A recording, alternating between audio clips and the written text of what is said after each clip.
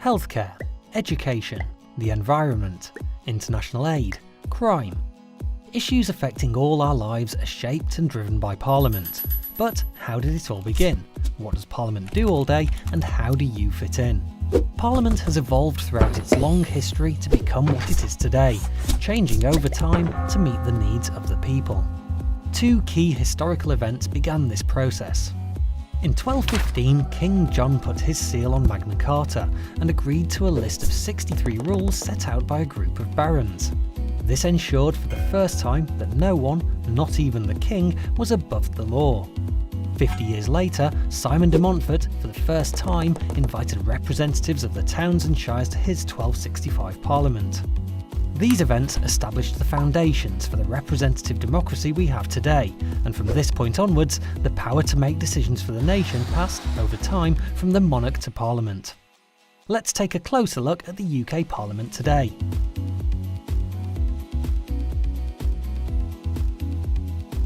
Parliament is made up of three parts: the House of Commons, the House of Lords and the Monarch. The House of Commons is the elected chamber of Parliament. It debates big issues, proposes laws, amends existing ones and challenges the government's work. There are 650 members of Parliament, or MPs, who each represent a constituency in the UK. They belong to either a political party or are independent and are elected by constituents of the area they want to represent. The leader of the party that has the most MPs elected after a general election becomes the Prime Minister and heads up the government. They choose a cabinet made up of 20 senior ministers, who coordinate each government department's work. Parties not in power are called the opposition. MPs from the opposition and government question the government on policy and proposed laws. The Speaker keeps the House in order by chairing these debates. The House of Lords is the second chamber and shares the making and shaping of laws with the House of Commons. It has around 800 members and it's made up mostly of life peers, and also includes hereditary peers and bishops. Lords are selected for their knowledge and experience and hold government to account by using their expertise to look at laws and issues in detail. The monarch's role is mainly ceremonial. They meet the Prime Minister once a week to hear what's going on in Parliament and formally agree every new law. But that's not all. There are also people working behind the scenes who support the work of Parliament: clerks, librarians, researchers and many more. The government has been elected to run the country, and Parliament holds the government to account for us, the public. But how? Prime Minister's questions and ministerial questions give MPs and Lords the opportunity to challenge the government's policies. It's in these debates that they can share the views of their constituents and the public and how new policies may affect them. Another important way Parliament can scrutinise or look in detail at the work of government is through select committees. Select committees analyse and scrutinise policy. They're made up of either MPs, Lords or a mixture of both. Together, committee members look at a particular subject and make recommendations on improvements. Witnesses with expertise in the area under scrutiny are called to give evidence, which is used to help shape the committee's inquiry. Members of the public, like you, with a view on the subject can also give evidence for consideration.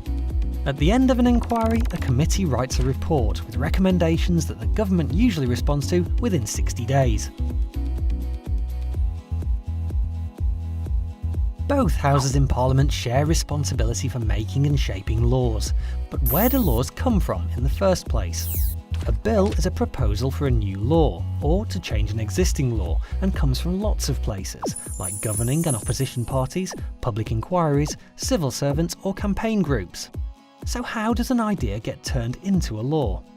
Imagine the government wanted to place greater controls over the internet. A proposal called a Green Paper is published, which presents the government's ideas for future policy. This is open for public discussion, with interested groups like internet service providers and others likely to be affected. Once findings are gathered, a white paper is published, which outlines a firmer plan for government policy. Cabinet ministers must agree whether the proposal is taken forward.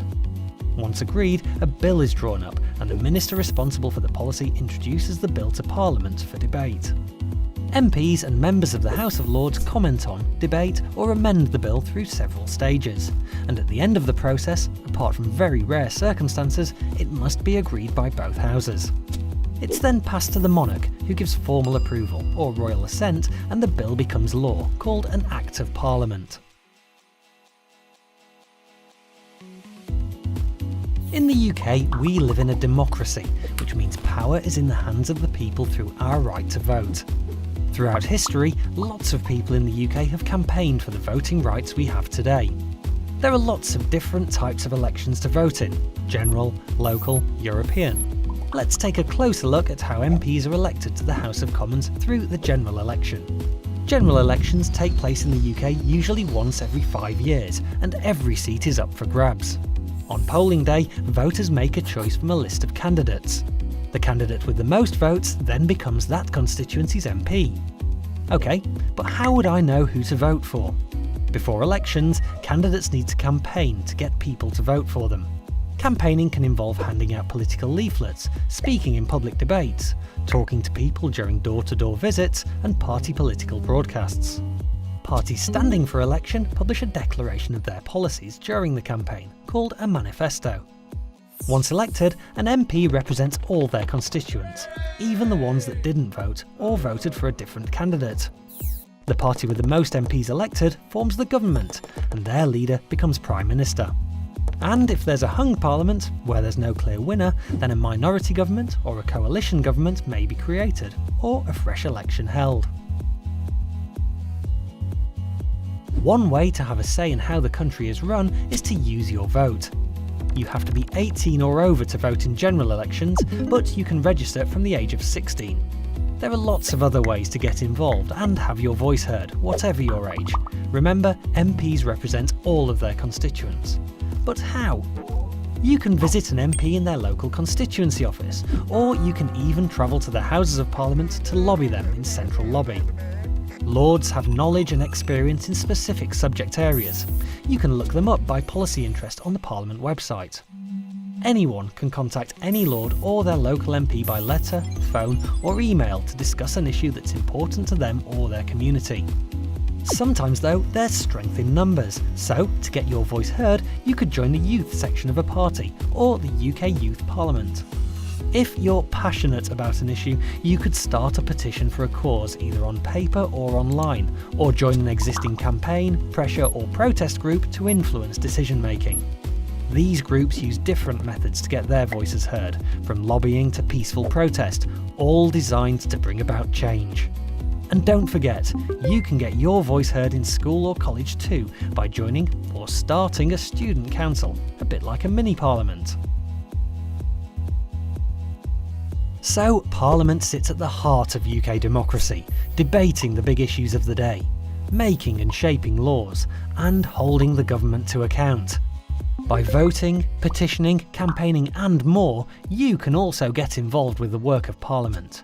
What will you do?